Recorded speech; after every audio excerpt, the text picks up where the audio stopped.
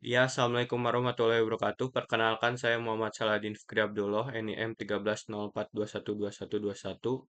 Hari ini saya akan memberikan penjelasan terkait jawaban UAS sistem basis data saya.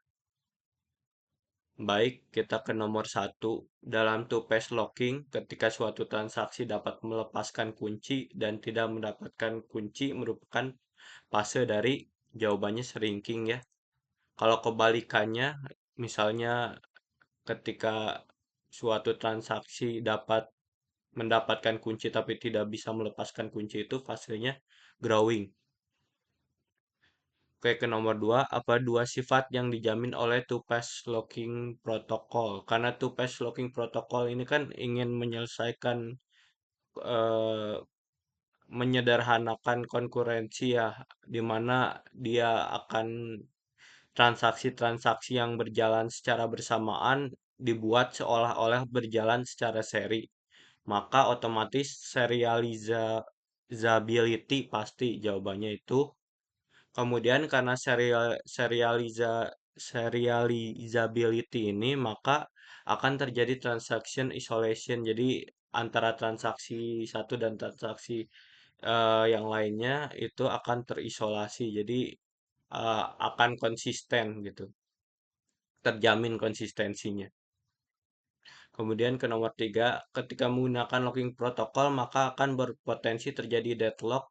Jawabannya true ya. Jadi eh, mau pakai locking protokol mau enggak ya tetap yang namanya potensi deadlock tetap ada.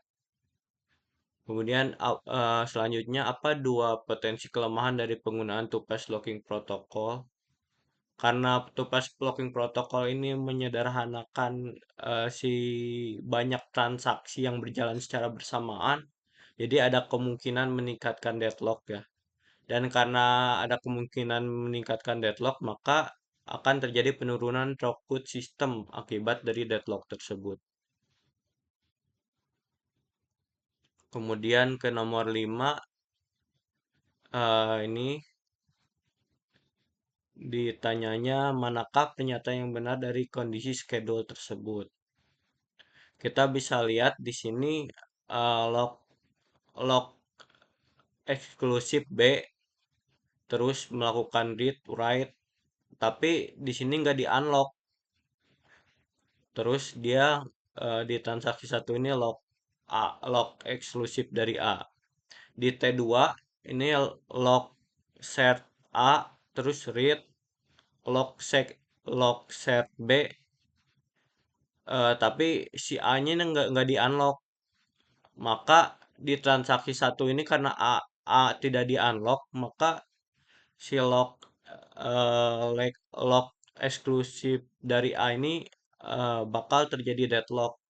Kemudian di T2 log set B ini bakal terjadi deadlock juga karena di T1-nya si log eksklusif B-nya tidak di unlock. Maka jawabannya C, terjadi deadlock saat T1 mengakses kunci A, terjadi deadlock di sini. Kemudian D juga terjadi deadlock ketika T2 mengakses kunci B. Di sini terjadi deadlock juga. Berikutnya ke nomor 6, bagaimana keamanan basis data yang baik dapat meningkatkan kepercayaan pengguna. Kepercayaan pengguna kan keamanan ini basisnya terdiri dari CIA ya, confidentiality, integrity, sama availability. Kalau kepercayaan pengguna berarti confidentiality, berarti harus menjaga data itu tetap aman dan tidak bocor.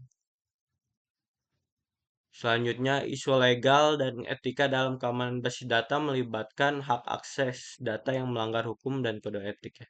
Karena jawaban yang lain tidak relevan. Kemudian, apa isu yang harus ditangani pada tingkat sistem dalam keamanan basis data? Karena tingkat sistem, maka kita harus lihatnya secara holistik ya, secara keseluruhan. Berarti fungsi keamanan, jawabannya fungsi keamanan harus diterapkan di tingkat hardware-nya, operating sistemnya, dan DBMS-nya. Nomor 9, Revi adalah seorang database administrator pada perusahaan sabun. Perusahaan sabun menggunakan pendekatan DAC dalam mengelola keamanan database-nya.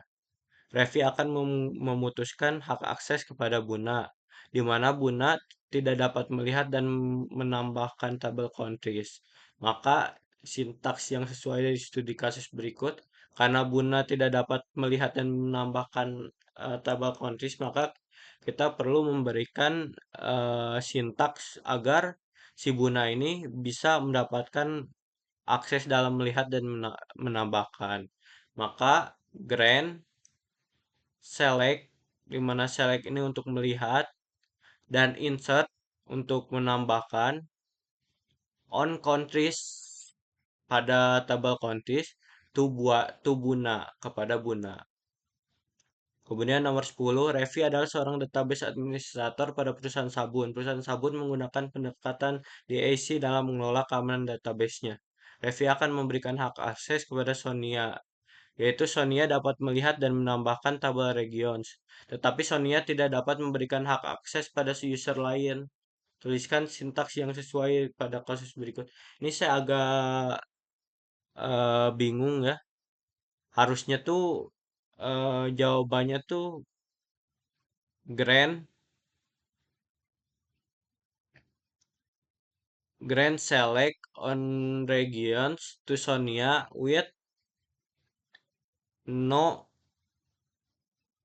with no grand option. Cuman karena di sini nggak ada pilihan no, jadi nggak tahu ini jawaban saya benar atau enggak ya. Saya ngira-ngira aja. Jadi grand modify. Jadi modify bisa insert, bisa delete, bisa update. On regions to Sonia ditambahin opsi select. Gitu sih, saya nggak tahu bener nggak tahu enggak ya. Jadi nomor 10 ini ada kemungkinan saya salah ya. Nomor 11, Tono adalah seorang database administrator pada perusahaan kapal pesiar. Perusahaan kapal pesiar menggunakan pendekatan role-based access control dalam mengelola keamanan database-nya. Tono membuat beberapa role, yaitu HR, manager, dan officer.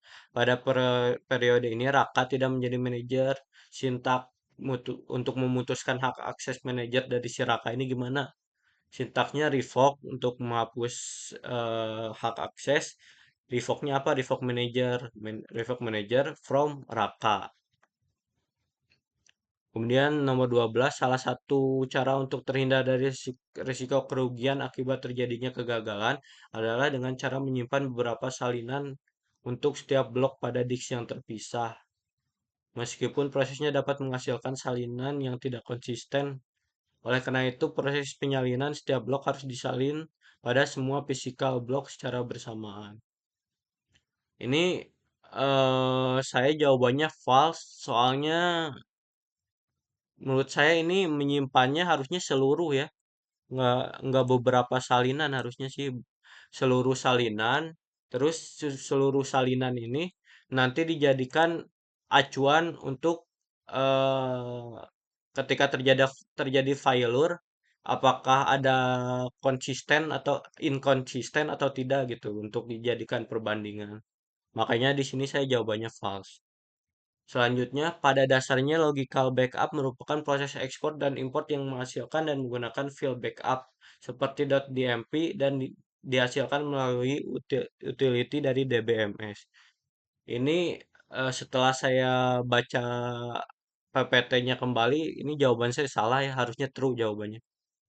Nomor 14, untuk sistem yang memiliki jumlah transaksi dan proses yang sangat banyak yang mengakibatkan besarnya ukuran database yang tersimpan, namun terjadi hanya pada beberapa waktu saja, mode backup yang cocok adalah menggunakan hot backup. Fast ya, ini harusnya cold backup, karena cold backup kan dimatiin.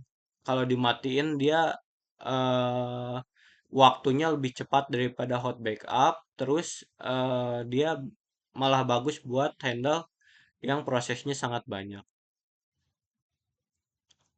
Nomor 15, log based recovery dapat mengatasi semua jenis kegagalan tanpa kehilangan data. False ya. Jadi yang namanya kegagalan tanpa kehilangan data itu eee, nggak nggak pasti ya. Jadi, eee, ketika terjadi kegagalan, tetap ada kemungkinan adanya kehilangan data. Nomor 16, bagaimana log based recovery mengatasi masalah otomisitas transaksi? Jawabannya D ya, dengan mencatat setiap perubahan sebelum diaplikasikan ke database. Nomor 17, dalam log based recovery, kapan log record TI start dibuat? Jawabannya A ya, saat transaksi dimulai.